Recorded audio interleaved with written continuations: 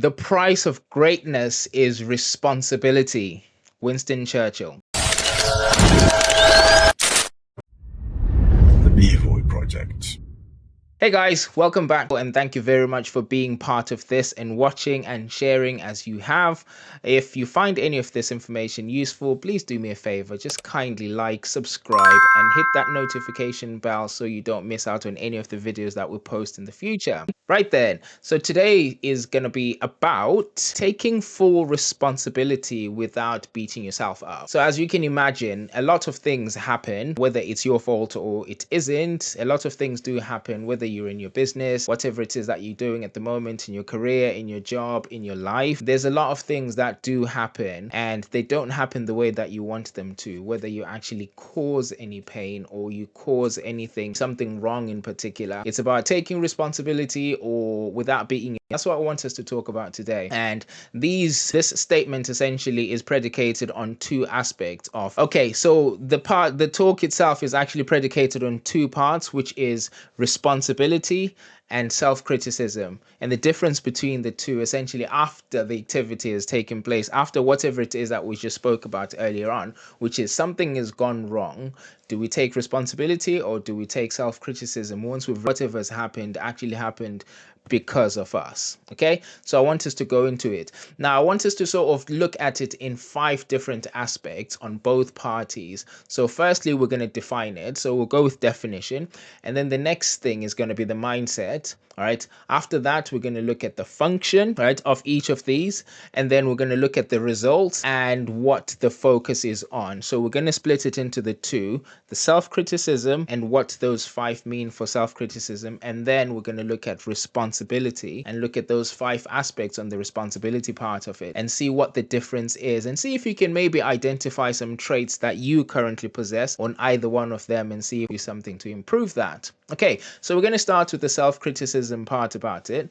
Obviously with self-criticism, it kind of says it in the words, what that actually means, but we'll start with the definition. So self-criticism is about harsh judgment of yourself. So something has happened and you actually judge yourself really harshly about that activity and what it is that's happened and how you have contributed to it. Okay, it's that inner voice that attacks you, okay, uses attacking words that actually sort of like make you feel small essentially and blames you fully on everything that's happened, and sometimes it actually exaggerates the effect of what it is that you have done on other people. So it's that self-attacking inner voice that judges you harshly, and that's what the definition is on self-criticism. Part about that is the mindset, which is what we were talking about itself. Right? It's predicated on shame. It's sort of like rooted in shame. The mindset kind of takes you into a shame, sort of like shame environment, and wants you to hide away, and it's a difficult period to actually take yourself through. It makes you feel punitive and it kind of looks at it in a negative aspect. So whatever it is, as I've mentioned, because it's a negative mindset itself, it actually exaggerates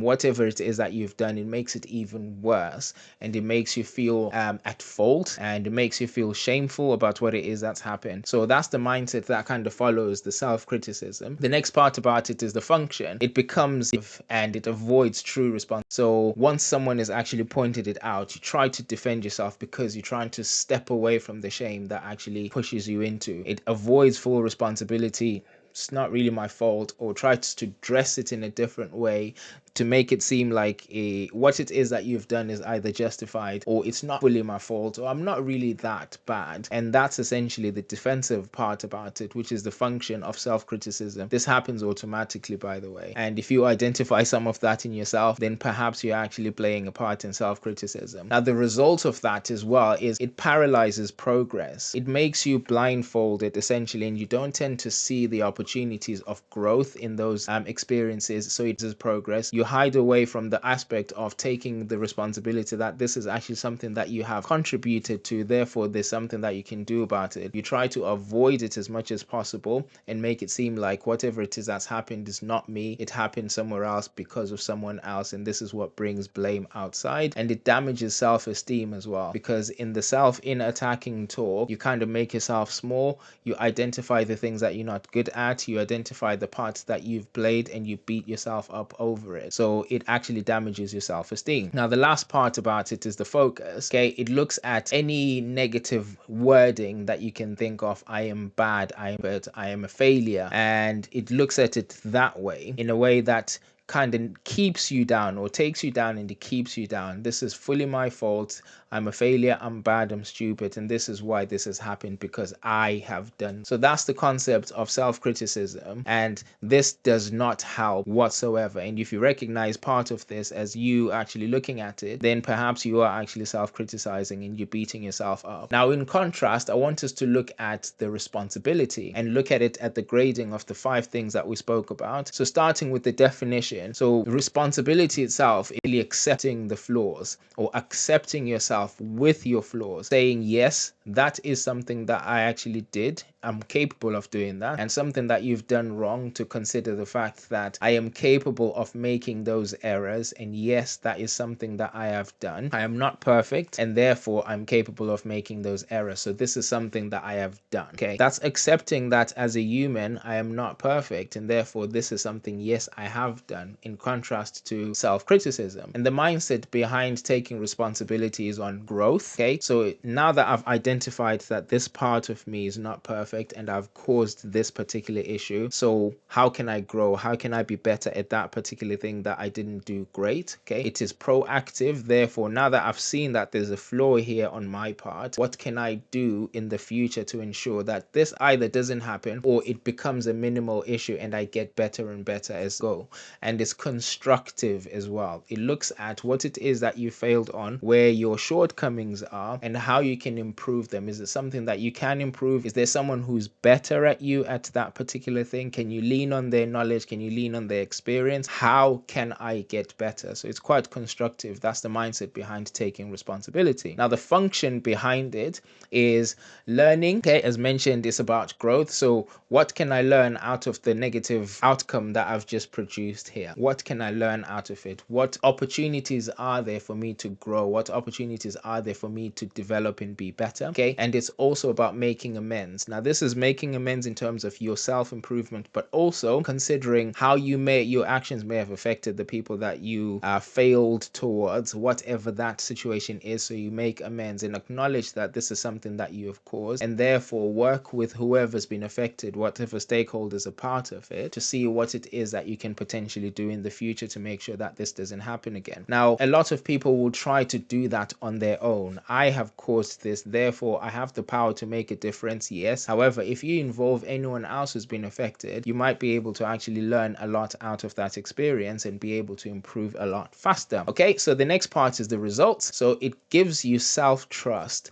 Now, if you can start identifying the flaws within you and also start identifying a plan of progress on what it is that you can do going forward, it makes you trust yourself a bit more that, yes, I identify that I have flaws. I identify that I can make errors and make bad choices. However, there is an opportunity for me to make better choices, to grow on the parts that I'm not too great at. So it gives you self-trust, and it also builds confidence. Okay, so a lot of people assume that confidence is just knowing what to do all the time. Absolutely not. Confidence actually grows from making the failures and learning from them, so that the failure doesn't happen twice in the same way. So you're actually learning from that. The better you are at the things that you've now experienced, the more confidence you start building. Okay, so that's the results that actually comes from that, and it empowers you as well. So you actually start taking more risks, because you know that from the failings that you actually go through, that's where the growth comes from. It empowers you to be able to make better decisions. You actually jump into things that you've never done before, and you potentially can actually get better and better from the failures that you've gone. And finally, the part of the focus, it also focuses on what can I learn out of this? This has now happened. It's not a great experience, yes, but what can I learn out of this that can make me better, that can produce better results, that can make sure that people around me are not affected negatively by my actions? And how can I change? So if there is an opportunity to grow, how can I get to be, and it starts thinking about, once you've asked that question, your brain naturally starts looking for answers. Okay, how can I learn? How can I change? Your brain starts scanning for either how to do it or who it can attach itself to learn those things. As soon as you say I am bad, I am stupid, the brain just stops and says, right, we accept that this is the state of affairs. We don't need to do anything about this. This is just what it is. The video that I've actually spoken about the concept of a fixed mindset and the growth mindset. Now the fixed mindset says I am stupid, I'm bad, so nothing can be done about it. That's where I am. The growth mindset says, okay, I'm not great, what can I do to improve? Which is the same focus on taking responsibility. How can I change? What can I learn? Okay, now I hope that is something that's useful on the difference between responsibility and self-criticism, and hope this is something that you guys can utilize to improve yourselves. Thank you very much again for watching. Just a reminder, if you find any of this useful, please feel free to like, subscribe, and hit that notification bell so you don't miss any of the posts once they come through. All right, you take care, guys. Bye.